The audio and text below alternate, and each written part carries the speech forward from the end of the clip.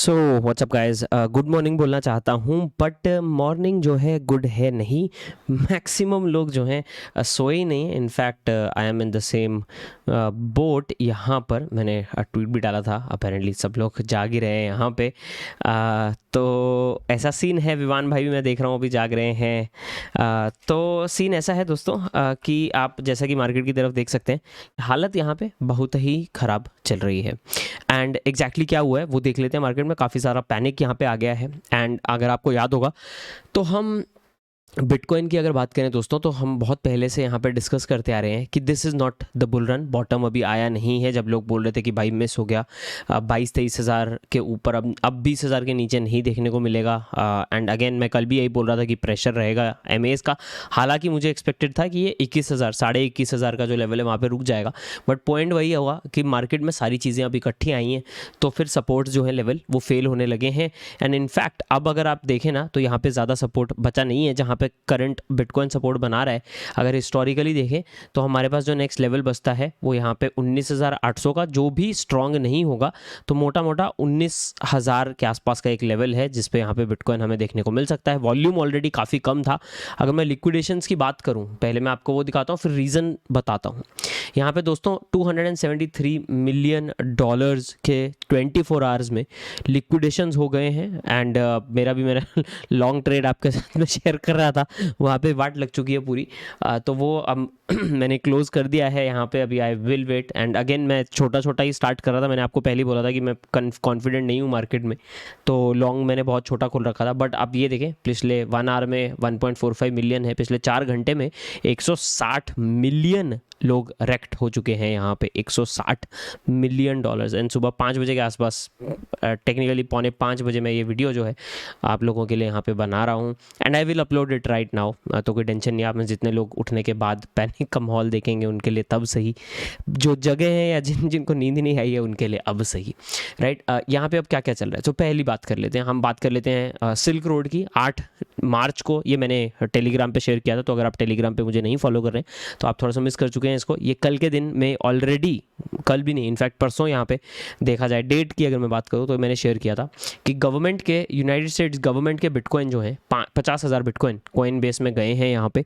तो जहाँ पे ऑलरेडी मार्केट में पैनिक आ गया था कि यार ये सरकार वाले बेच देंगे। अब ये कौन से हैं, तो 2021 में सिल्क रोड मार्केट प्लेस में से यहाँ पे जब्त हुए थे ये बिटकॉइन। अप्रॉक्सीमेटली 51,000 है, मोटा मोटा 50,000 बिटकॉइन उसमें से यहाँ पे चला गया है, जिसको लेकर काफ़ी लोगों को टेंशन आ गई कि ये ओपन मार्केट में बेच तो नहीं देंगे सरकार वाले। This was one, already market week चल रही थी यहाँ पे। दूसरा, सिल्वर गेट वाला फंड चल ही रहा था कि यहाँ पे अब क्या क्या होना स्टार्ट हुआ वो मैं आपको बताता हूँ। पहला, बाइडन की तरफ से अनाउंसमेंट यहाँ पे देखने को मिला, जिसकी वजह से, बाय द वे, ये बाइडन का अनाउंसमेंट नया नहीं है, क्रिप्टो वाला तो है। बट बाइडन ने कुछ टाइम पहले, जो यूएस प्रेसिडेंट हैं, उन्होंने कुछ टाइम पहले यहाँ पे शेयर बायबैक के ऊपर टैक्स डबल क्वाड्रुपल ऐसे कुछ कुछ कमेंट्स दिए थे, जिसको लेके वॉरेन बफे ने बाइडन को इकोनॉमिक इलिटरेट बोला था। कुछ दिन पहले की बात है, ये हफ्ता 10 दिन हुआ होगा। आई डोंट नो आप लोग स्टॉक मार्केट न्यूज़ फॉलो करते हैं या नहीं, but economic illiterate Warren Buffett ने जो Biden, president of United states को यहाँ पे बोला था। एंड यहाँ पे बाइडन की तरफ से क्या आ रहा है, बाइडन अब क्या करना चाहता है, वॉश सेल जो रूल है वो क्रिप्टो में लगाना चाहता है, जिसमें ट्रेडर्स जो हैं इमीडिएटली अपना कोई एसेट है जो बेचते हैं, उसके बाद डिजिटल एसेट्स को खरीद लेते हैं फॉर टैक्स पर्पसेस, ताकि उनको टैक्स का जो कैपिटल गेन्स टैक्स है उसका फर्क ना पड़े। अपेरेंटली शायद 20% से 40% करने की बात हो रही है, तो वहाँ पे ऑलरेडी पैनिक आ गया एक तो। दूसरा, अब बात करते हैं यहाँ पे बड़ा बड़ा क्या हो रहा है। तो बड़ा बड़ा दोस्तों 2-4 चीज़ें हुई हैं।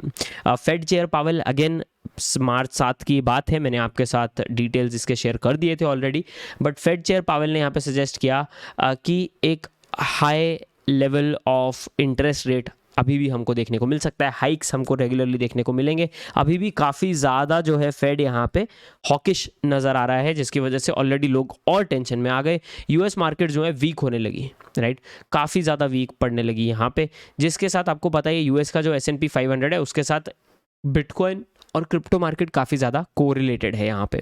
तो वो एक पॉइंट ऐड हो गया इसमें। अब इसके अलावा क्या हुआ, इसके अलावा ऐसा हुआ कि अब मार्च 9 को, यानी कि अभी की बात है ये, KuCoin के ऊपर जो है यहाँ पे New York attorney general Letitia James जैसा भी आप बोलना चाहते हैं, आई थिंक लेटिशिया जेम्स है, announced a lawsuit against KuCoin। KuCoin के अगेंस्ट लॉसूट किया गया। अब KuCoin जितना मुझे पता है यूएस में नहीं है। KuCoin जो है जितना I know it is in Seychelles. तो अब ये यूएस में कैसे लॉसूट चलेगा, I don't know the legalities of this. अगर आपको पता है तो ज़रूर नीचे बताएं। जितना मुझे पता है सेचिलीज का है, KuCoin यूएस में नहीं है। तो द लॉसूट फर्दर एलिजेस, उसी लॉसूट में एक चीज़ उन्होंने बोली है कि इथीरियम एक सिक्योरिटी है जो कि KuCoin के ऊपर ट्रेड कर रहा है, इसलिए KuCoin यहाँ पे फेल हो गया है to register as a broker dealer. यहाँ पे बदबू आ रही है Gary Gensler, SEC chair Gary Gensler की यहाँ पे बदबू आ रही है, जिन्होंने हर चीज़ को सिक्योरिटी बुलाया था, इथीरियम को सिक्योरिटी बुलाया था, जिसको लेके काफ़ी सारे लोग यहाँ पे पैनिक में थे। काफ़ी मुझे भी भाई लोगों के कमेंट आए कि भाई क्रिप्टो मार्केट का क्या होगा, बंद हो जाएगा, इंडिया में बंद हो जाएगा, पूरा बैन तो नहीं लग जाएगा। तो we will see how this turns out. But the ether security जो है इसमें SEC में आपको थोड़ा सा हिस्ट्री बता दूं तो SEC के जो पुराने चेयरमैन थे उन्होंने बोला था बाकायदा कि इथीरियम सिक्योरिटी नहीं है। अब ये लोग अपना मूड चेंज कर रहे हैं, अब वो प्रूफ ऑफ स्टेक आने के बाद कर रहे हैं, बट जजेस और यूएस की जो कोर्ट्स हैं वो इसको कैसे लेती हैं, that is going to be strange. Same चीज SEC versus Grayscale Bitcoin spot ETF का भी केस चल रहा है। बिटकॉइन स्पॉट ETF को लेके भी जज की तरफ से या इन जनरल जो हमको मूवमेंट देखने को मिल रहा था वो यही देखने को मिल रहा था कि ये SEC वाले क्यों गड़बड़ा रहे हैं। SEC वाले अपनी पूरी की पूरी जो डेटा है वो नहीं दे पा रहे हैं टू सपोर्ट उनका क्लेम बिटकॉइन स्पॉट ETF क्यों नहीं आना चाहिए। तो वो भी एक काफ़ी अच्छा इंटरेस्टिंग केस यहाँ पे चल रहा है। अब उसके बाद क्या हुआ है दोस्तों, सिल्वरगेट बैंक के बारे में मैंने आपके साथ 2 दिन पहले बात की थी। सिल्वरगेट बैंक जो है वो वन ऑफ द लार्जेस्ट, जिसको ऑन एंड ऑफ रैम्प बोल रहे हैं ना, वन ऑफ द लार्जेस्ट मतलब कॉइनबेस वगैरह का जो ऑन रैम्प, फिएट से क्रिप्टो, फिर क्रिप्टो से जब वापस फिएट आना है तो जो बैंक ये फैसिलिटेट कर रहा था, largest, and I will not even से US, I will say crypto की पूरी दुनिया का लार्जेस्ट बैंक जो ये फैसिलिटेट कर रहा था सिल्वरगेट, वो यहाँ पे प्रॉब्लम अब ऐसा हुआ है, वो हो रहा है लिक्विडेट। यहाँ पे सिल्वरगेट हो गया है कोलैप्स। एंड सिल्वरगेट कोलैप्स होने में 2-4 चीज़ें और हुई हैं दोस्तों। US बैंकिंग सेक्टर टुडे अगर मैं आपको दिखाऊं तो सिल्वरगेट इतना बड़ा है कि US का जो बैंकिंग सेक्टर है आज वो यहाँ पे वाट लग गई है, वाट पूरी की पूरी बैंकिंग इंडेक्स, जो US का बैंकिंग इंडेक्स है उसकी वाट लगी आज के दिन में और काफ़ी बुरी हालत हो गई है। एंड ये दिस स्टार्टेड विद सिल्वरगेट। यहाँ पे बैंकिंग सेक्टर से लोग एकदम से डर गए, सारे बैंक्स में US के बड़ा बड़ा सेल ऑफ देखने को मिला है, बहुत ही बड़ा। अब इसका सिल्वरगेट से डायरेक्टली क्रिप्टो बैंक्स के लिए क्या होता है, क्या लेना देना है, वो मैं आपको बता देता हूँ। यहाँ पे this will cause a problem, ये लिक्विडिटी क्राइसिस लाएगा, जैसे इन्होंने तो यहाँ लिखा है कॉइन टेलीग्राफ वालों ने। बट यहाँ पे प्रॉब्लम क्या है, जब सबसे बड़ा बैंक जो ऑन ऑफ रैम्प दे रहा था बड़े बड़े एक्सचेंजेस को, वही बंद हो गया तो क्या होगा। ये वही बैंक है जिसके थ्रू यहाँ पे माइकल सेलर के कंपनी के पास बिटकॉइन खरीदने के लिए लोन है। I think if I am not wrong वो कुछ 150-200 मिलियन डॉलर के ऊपर का लोन यहाँ पे बनता है। तो ये सारी चीज़ें इकट्ठी आई हैं।